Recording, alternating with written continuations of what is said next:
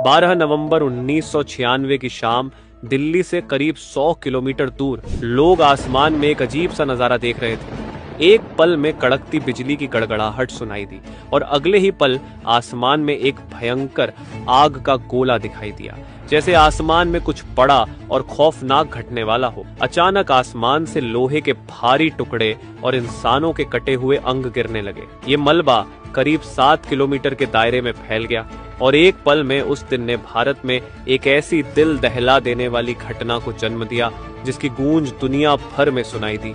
आखिर उस खौफनाक दिन में क्या हुआ था, जानने के लिए वीडियो एंड तक जरूर देखना। सऊदी अरेबियन एयरलाइन की फ्लाइट उड़ान भरने के लिए तैयार हो रही थी। इस फ्लाइट में 312 लोग सवार थे, जिनमें से 231 भारतीय थे जो सऊदी अरेबिया में काम की तलाश में जा रहे थे। शाम के 6:30 पर यह फ्लाइट उड़ान भरती है, लेकिन इसमें सवार लोग इस बात से अनजान थे कि एक बड़ा खतरा उनके करीब आ रहा था। असल में कजाकिस्तान से एक चार्टर्ड प्लेन भारत की ओर आ रहा था, जिसमें 37 लोग सवार थे जो कपड़े के व्यापार से जुड़े हुए थे। यह प्लेन दिल्ली एयरपोर्ट पर लैंड करने वाला था, लेकिन उस वक्त दिल्ली एयरपोर्ट जैसा आज है वैसा नहीं था। 1996 में दिल्ली एयरपोर्ट का एक बड़ा हिस्सा भारतीय एयरफोर्स के लिए रिजर्व था। इसी वजह से यहाँ फ्लाइट्स के आने और जाने के लिए सिर्फ एक ही एयरवे उपलब्ध था। एयरवे का मतलब होता है आसमान में एक निर्धारित मार्ग जिस पर विमानों को उड़ान भरनी होती है। यह बिल्कुल वैसे ही होता जैसे सड़क पर गाड़ियां चलती हैं और उनके लिए अलग अलग ट्रैफिक लेन होती है। अब जरा सोचिए, अगर आने वाली गाड़ियों और जाने वाली गाड़ियों के लिए एक ही ट्रैफिक लेन हो तो क्या होगा?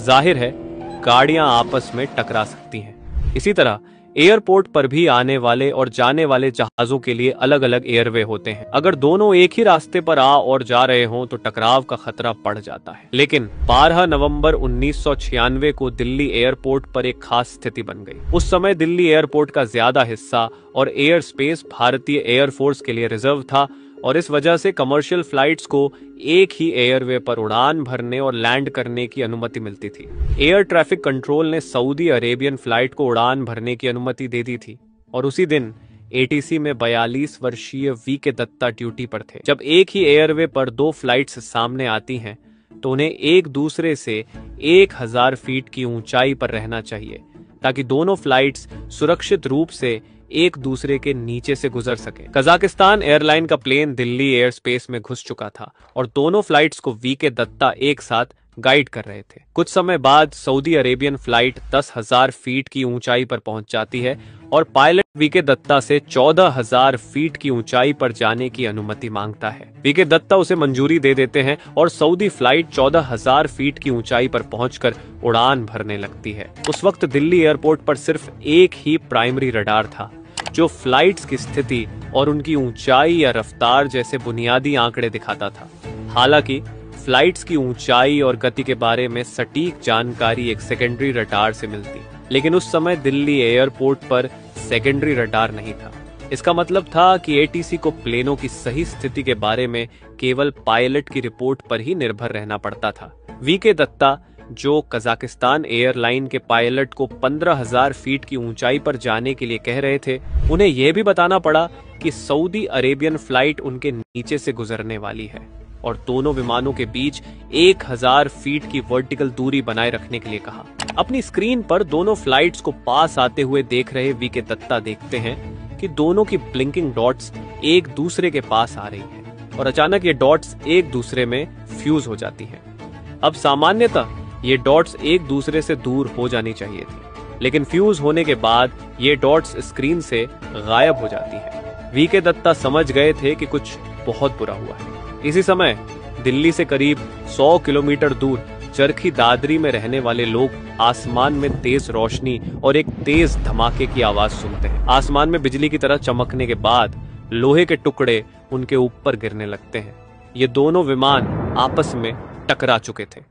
कंट्रोलर वीके दत्ता बार बार इन फ्लाइट से संपर्क करने की कोशिश करते हैं, लेकिन दूसरी ओर से कोई जवाब नहीं आता। तभी अमेरिकी एयरफोर्स का एक प्लेन उड़ते हुए उस रास्ते से गुजरता है और उसके पायलट ने एटीसी को बताया कि उसने आसमान में तेज रोशनी देखी है। इस खबर के साथ ही वीके दत्ता का शक यकीन में बदल जाता है। वहीं क्रैश साइट पर कई किलोमीटर तक लाशें और विमान के टुकड़े बिखरे हुए मिलते हैं। ये भारत के इतिहास की पहली ऐसी घटना बन जाती है जिसमें दो विमान आसमान में टकराकर चकनाचूर हो गए थे। अब सवाल उठता है, कहां पर गलती हुई? क्या यह कंट्रोलर वीके दत्ता से चूक थी या फिर किसी तकनीकी खराबी की वजह से यह हादसा हुआ था? इस हादसे की जांच शुरू की जाती है। अगले ही दिन दोनों विमानों के ब्लैक बॉक्स को खोज लिया जाता है और डिकोड करने के लिए भेज दिया जाता है। लेकिन ब्लैक बॉक्स से प्राप्त डाटा को डिकोड होने में वक्त लगता है। इस घटना के पीछे 3 मुख्य कारण हो सकते थे। पहला कारण यह हो सकता था कि शायद किसी एक पायलट ने एटीसी द्वारा दिए गए निर्देशों का पालन सही से नहीं किया। दूसरा कारण यह हो सकता था कि किसी एक विमान के इंस्ट्रूमेंट्स गलत रीडिंग्स दिखा रहे थे। और तीसरा कारण यह हो सकता था कि शायद एटीसी में बैठे वीके दत्ता ने किसी गलत निर्देश को जारी किया हो। इस गुत्थी को सुलझाना केवल तभी मुमकिन था जब दोनों विमानों के ब्लैक बॉक्स के डाटा को डिकोड किया जाता।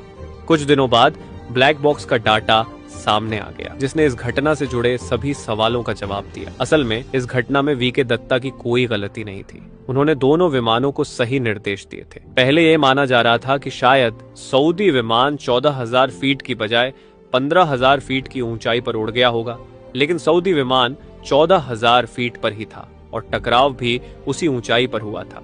तो साफ था कि गलती कजाक विमान से हुई थी। लेकिन फिर ऐसा क्या हुआ कि कजाक विमान ने इतनी बड़ी गलती कर दी? असल में कजाक विमान कोई सामान्य यात्री विमान नहीं था, बल्कि यह एक कार्गो विमान था जो सामान को एक जगह से दूसरी जगह पहुंचाने का काम करता था। इसे उड़ाना भी अपने आप में एक चुनौती थी, क्योंकि बाकी विमानों को 1 या 2 पायलट चला सकते थे, लेकिन इस विमान को उड़ाने के लिए 5 पायलटों की टीम की जरूरत, और इस टीम के बीच सही तालमेल बेहद जरूरी था, क्योंकि किसी एक की गलती भी बड़ी दुर्घटना का कारण बन सकती थी। कजाक विमान में एक और गंभीर समस्या थी, वह पायलट को इंग्लिश नहीं आती थी।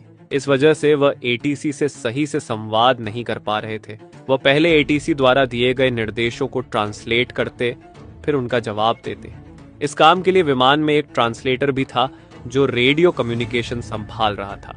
लेकिन एक और बड़ी गलती यह थी कि कजाक विमान के क्रू में माप की इकाइयों को लेकर भी कंफ्यूजन था। वे डिस्टेंस को मीटर में मापते थे, जबकि एटीसी फीट में जानकारी दे रहा था, और इसी कंफ्यूजन ने हादसे का कारण बना दिया और कजाक विमान अपने प्लेन को 15,000 फीट की बजाय 14,000 फीट की ऊंचाई पर ले आया। इस वजह से वह सऊदी विमान से टकरा गए। इस दुर्घटना में 349 लोगों की जान चली गई और उनके परिवारों को उनका शव भी नहीं मिल सका। सऊदी विमान के ब्लैक बॉक्स की रिकॉर्डिंग से यह भी पता चला कि जब दोनों विमान आपस में टकरा गए, तब क्रू को यह महसूस हुआ कि अब उनकी कोई बचत नहीं है। मरने से पहले उन्होंने अपनी इस्लामिक प्रार्थना की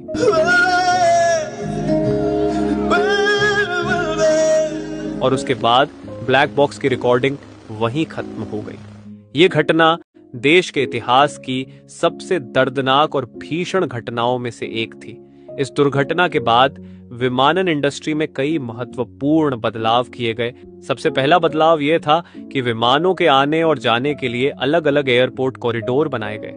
दूसरा, सेकेंडरी रडार सिस्टम को इंस्टॉल किया गया, जिससे आसमान में उड़ रहे विमानों की पोजीशन को सही तरीके से ट्रैक किया जा सके। इसके साथ ही सरकार ने यह सुनिश्चित किया कि अब हर उड़ान में एक ट्रैफिक कोलिजन अवॉइडेंस सिस्टम लगाया जाए। टीसीएस एक ऐसा सिस्टम है जो पायलट को बताता है कि यदि कोई विमान सामने आ रहा है तो क्या करना चाहिए, ताकि टक्कर से बचा जा सके।